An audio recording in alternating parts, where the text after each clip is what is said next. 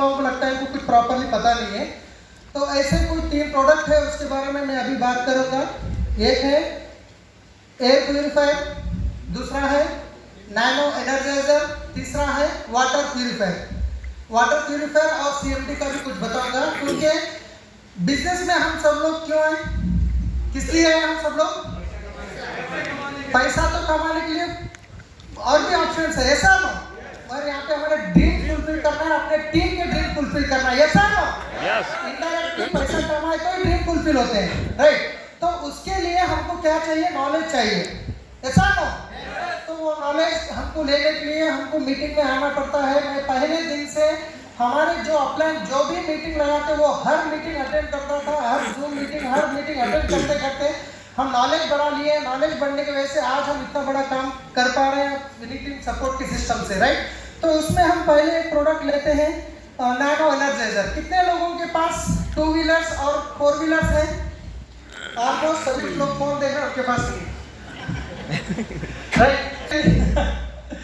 अब 4-5 लोग है, ये जो नहीं है तो क्योंकि बहुत इंपॉर्टेंट टाइम का मैं आपको बताऊंगा। ये प्रोडक्ट कहीं ना कहीं मिस हो गए तो हम बहुत कुछ मतलब मिस हो सकते हैं, क्योंकि हम 200 रुपये लगा के यहाँ पे टाइम निकाले हैं, 1 दिन का टाइम निकाल के आए हैं।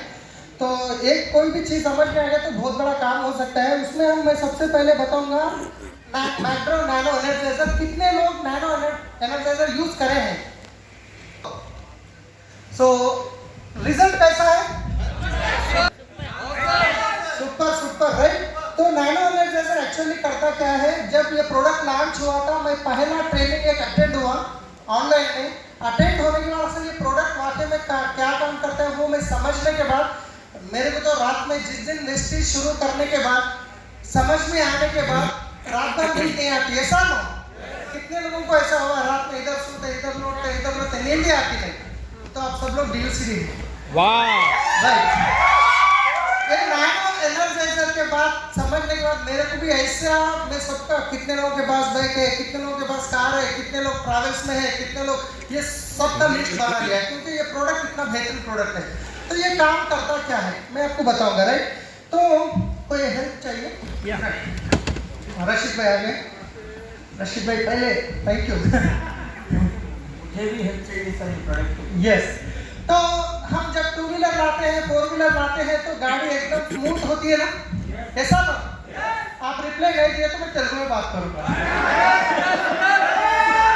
फिर आप रिप्लाई नहीं तो मेरे को नहीं समझ में आता कि आप लोगों को समझ में आ रहा नहीं, राइट?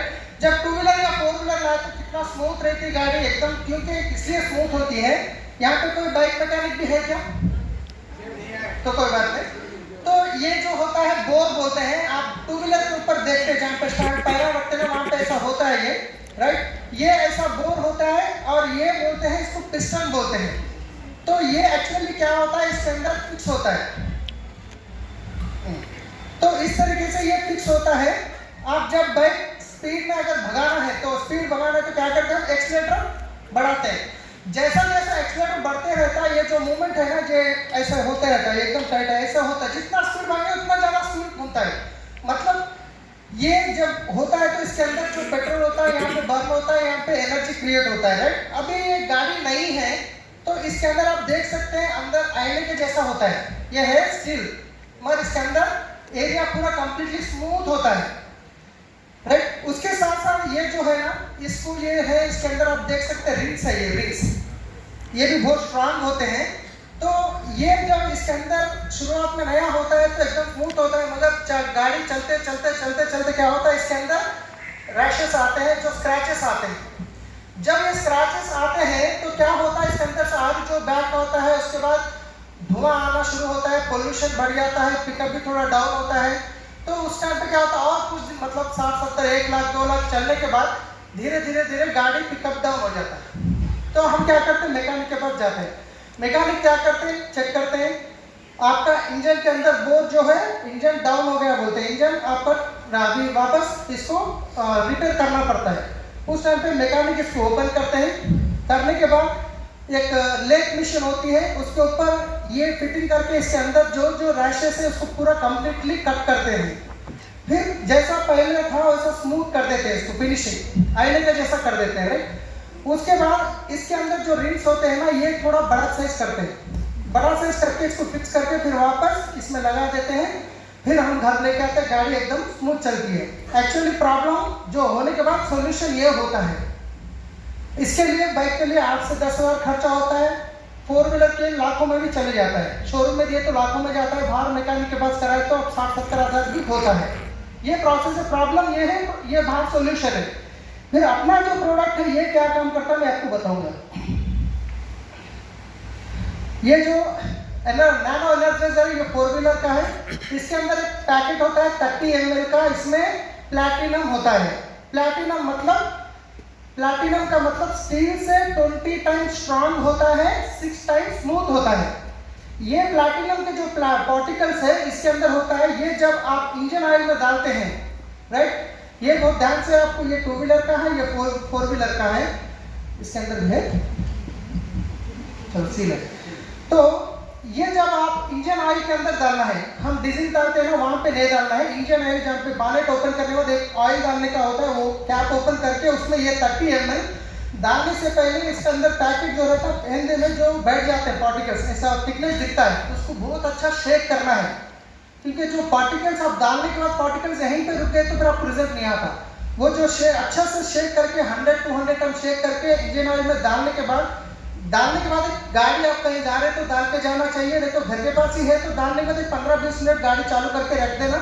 ये ऑयल के अंदर मिलने के बाद, जब ऑयल के अंदर मिलता है तो जैसा हमारे अंदर खून दौड़ता है ना, उसी तरीके से जो इंजन ऑयल डालते हैं ये पूरे इंजन में जो दौड़ता है, तो जो प्रोसेस में ये क्या होता है, इसके अंदर जो भी जो रैशेज आए थे उसके ऊपर एक कोटिंग क्रिएट हो जाएगा। एक कोटिंग क्रिएट होगा। अगर आप घर बनाते हैं, अगर लपम नहीं लगाते तो कैसे होता है, प्लास्टिक का निवास रफ होता है ना, मगर आप उसको लपम कराएंगे तो क्या होगा, स्मूथ हो जाएगा।